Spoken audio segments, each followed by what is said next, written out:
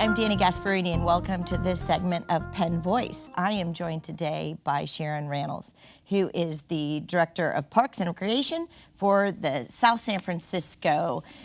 Welcome, Sharon. Thank you for having me on your show. So fun. I mean, summer is always a great time for Parks and Rec, right? I mean, you get kids full time, there's great outdoor activities, the weather's wonderful, but July is also Park and Rec month. So what's new in South San Francisco for celebrating Parks and Rec?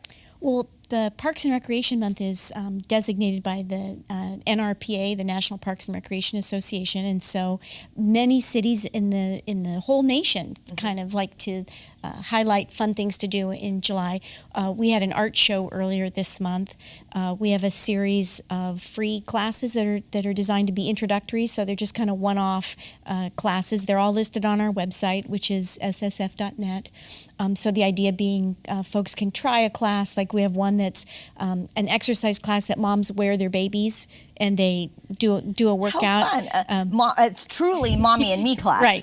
Or dads. Dads could participate as well. And then let's see, coming up here this Friday night on July 21st, we have a movie in the park.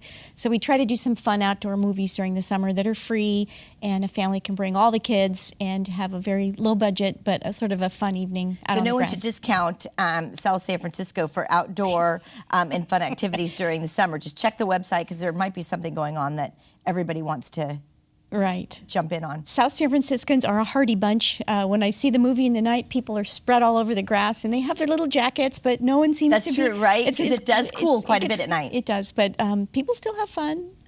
Yeah, it's so, I mean, if we had more time, we'd probably even talk about the differences that or definitions of what a park is today, because it certainly has evolved over the last 20 years, what a park and rec department does today versus what they were looking at 20 years ago with regard to programming and what a park actually looks like today now with pocket parks and smaller little outdoor spaces and things like that. And I think linear parks as well. One of our major activity centers is Centennial Way, which is a 3-mile bicycle and pedestrian trail. There aren't a lot of amenities along the way, but it's so used. It's really utilized. A lot of walkers, joggers. So I think a linear park is something that we didn't have so many of back in the day, but it's something, trails and such that we're seeing more of. Right. And even some of the program that you were talking about, it's so innovative and it's new and it's kind of fresh and it's fun to even just give it a try. So right, I think people are sort of partnering with libraries as well. Our library, I know, is kind of redefining itself a little bit, and there's more opportunities for sort of to integrate what Parks and Recreation departments do with what libraries do, and blend those together a little bit. Well, and a little bit later we're going to talk about water. So you're also integrating with Public Works as well, because even through the drought, not only were your outdoor spaces impacted by the lack of water, but Public Works was also trying to figure out how you were going to get water for some of your public spaces. Right. Too. Of course, the state of California put mandates on cities as far as what we can water and what we can't water, and those are still in effect, actually, the drought restrictions. So cities are not to water medians, for example, that just have turf. If you can water trees, but independently, but we're not to water medians, and we're still on some of the same conservation targets that we were on during the drought. It's interesting that you say that, because as residents, we're not necessarily on those same restrictive rationing, and you can only water your lawn on Tuesdays or Thursdays or certain days of the week. So the public spaces hasn't been lifted necessarily from some of the conservation measures. That's correct. We are allowed to bank our water allocation, so we do put more water, for example, on ball fields that are used by the public for active uses, and no water, theoretically, on medians. But again, we do have to still worry about our trees that are in medians and make sure that they get enough water to survive. Right. So again, not only partnerships with libraries, but partnerships with your Public Works to ensure that people have the outdoor spaces that they want to utilize. And one of your great successes was Measure W, half-cent sales tax. So tell us some of the things that you've been able to do with that revenue source.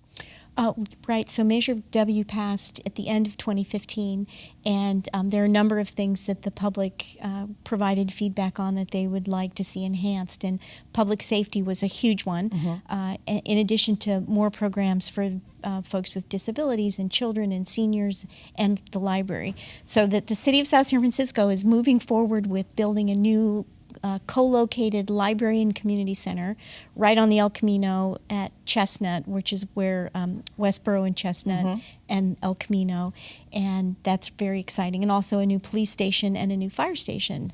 So we're calling this area the Civic Campus, and it is definitely moving forward. The city's in the process right now of hiring an architecture firm to really actually design these new facilities.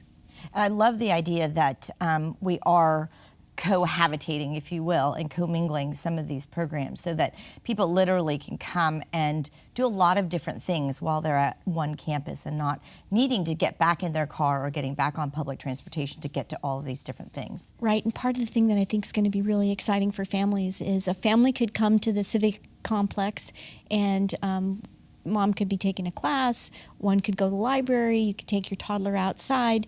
So it's a multi-generational and multi-activity space, and we're going to really try and integrate those spaces. So if the library is not using one of their classrooms, Park and Rec might be able to schedule it, and vice versa. So were you able to fund this project all through your Measure W? The city will sell bonds and then make the bond payments with the Measure W revenue. Wonderful. Well, good for South San Francisco. I look forward to seeing all of the different stages of that project come to fruition. Thank you. That'd be wonderful. It's very exciting. And, you know, our current building is just not seismically safe where we're located at the old Municipal Services building.